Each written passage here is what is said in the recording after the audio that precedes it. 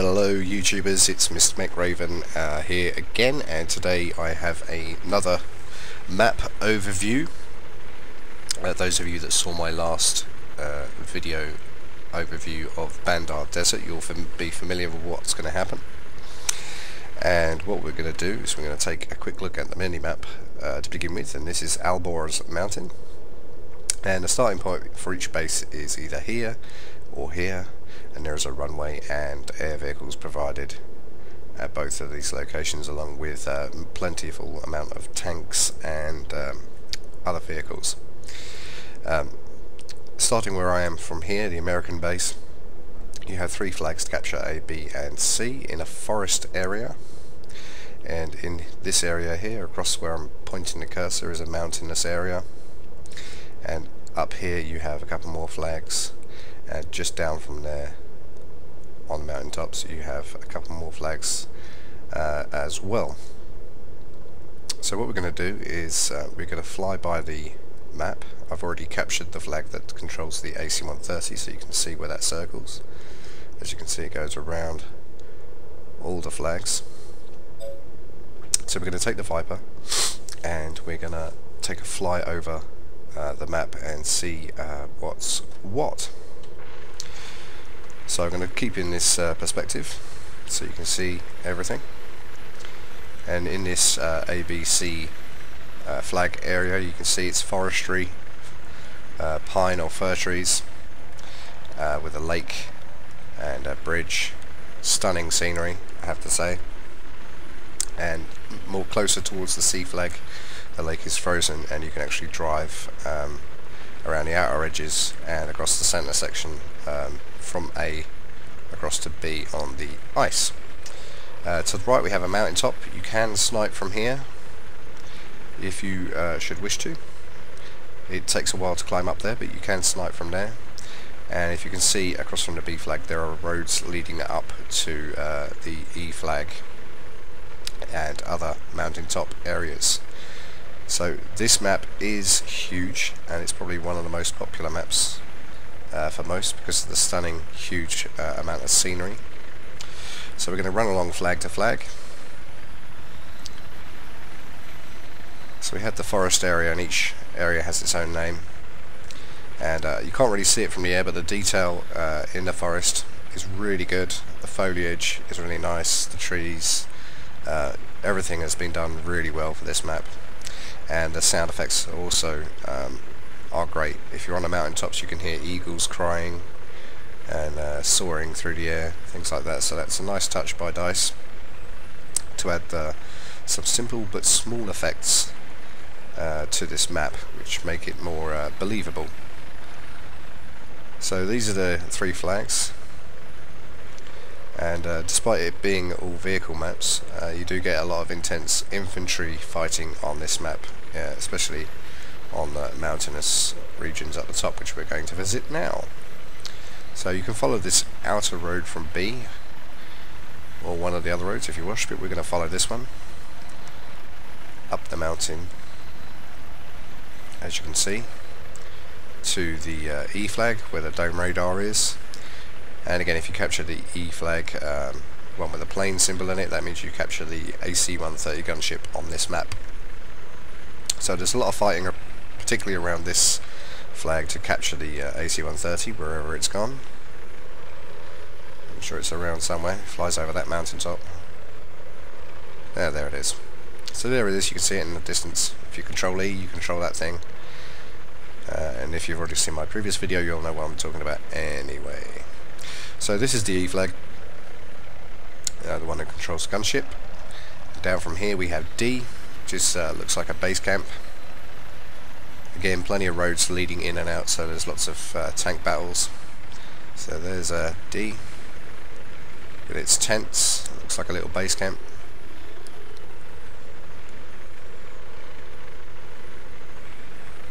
So that's D, and then upwards from D is G, which is a cave. If you'll be able to get close enough to have a look. It's like a cave area. Little G. All these rocks here are climbable. You can climb up here. I've seen snipers on these mountaintops up here, if that's your thing. and there is a flag across F, which we're going to fly across. But before I do, I'll explain. Down this big long white slope is the Russian base.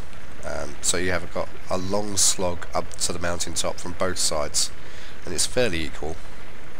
But I'd say if you're from the Russian base, it's a little less picturesque. I prefer coming from the American base, which is all nice forestry, and green and lush. But anyway, let's go over to the F flag. So this is the F flag. Communication station,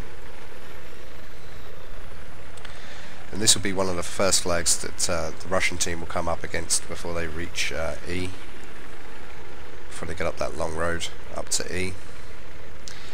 And so this is the mountaintop area. There are lots and lots of sniping positions and positions for engineers to hide with javelins and things like that.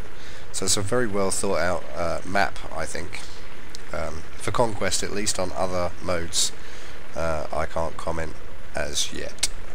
But so down there you have the Russian base. The jets and helicopters spawn down there. There's plenty of air battles going on this map, as much as there is in Bandar Desert. So I'm going to go up really high so we can try and get a general perspective of the entire map, if that's even possible, because it is huge.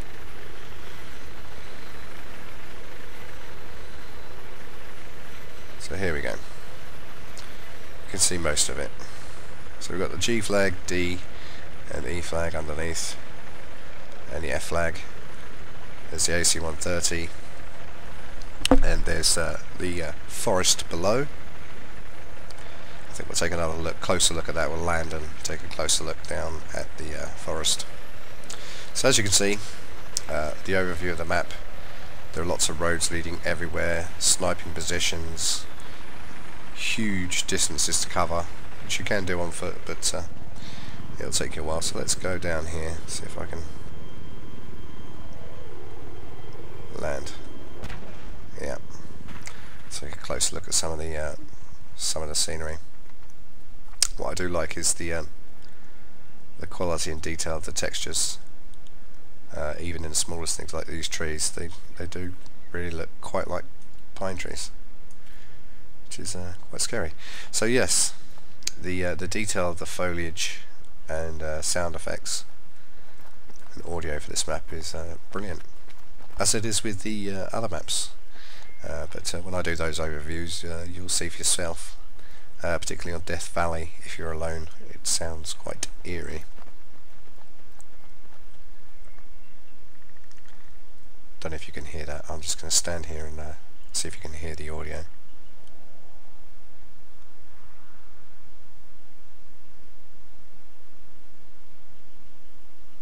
Sounds all very calm and peaceful. For now, it's on a full map. This is a complete nightmare. Oh, I've just stumbled across this. I've not seen this on this map before. I didn't realise this was there. So there's a first. There's a nice bike you can use to get around the map if you wish, which is always useful on a map like this, to have a bike. There is a T-Rex skull on this map somewhere. I haven't found it yet, but that doesn't surprise me because it's a huge map, and chances of me just stumbling across it are rare, like that bike. So this is the frozen part of the lake. You can see the sun shines on the ice. That's quite a nice touch. You can actually don't know if you can hear that. You can hear the it's like the sound of a stone hitting ice. That echoey sound. It's gone now.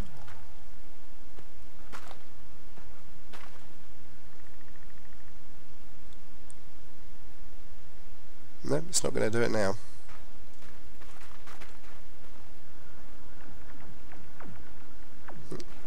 Well, I don't know if you could pick that up and hear that, but there's a nice sound effect of the ice. Very eerie.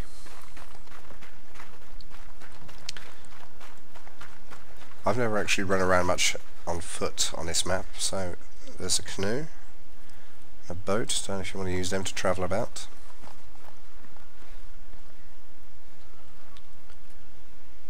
Shrimp. Standing ground. Okay. So some of this is a first for me, but I have played on this map, but I've been so busy fighting I've not actually noticed or taken in any of the very fine details. Like this. Oh, this is amazing, really. The detail in this rock. I'll switch to pistol.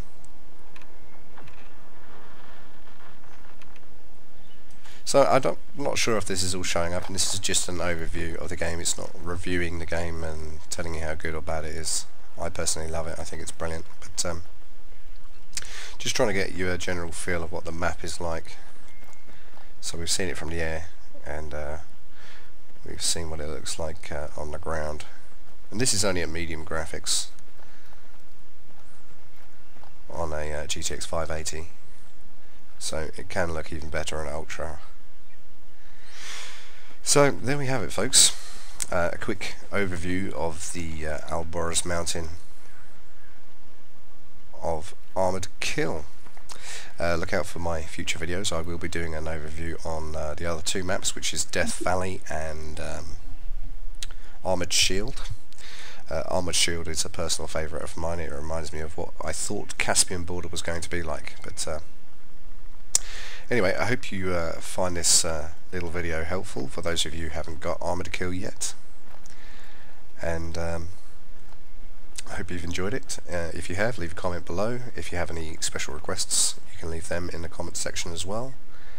And I will try my best to answer those comments, and if it's a good enough suggestion, I might try that as well. But that's all for now, folks. Take care, and see you on the battlefield.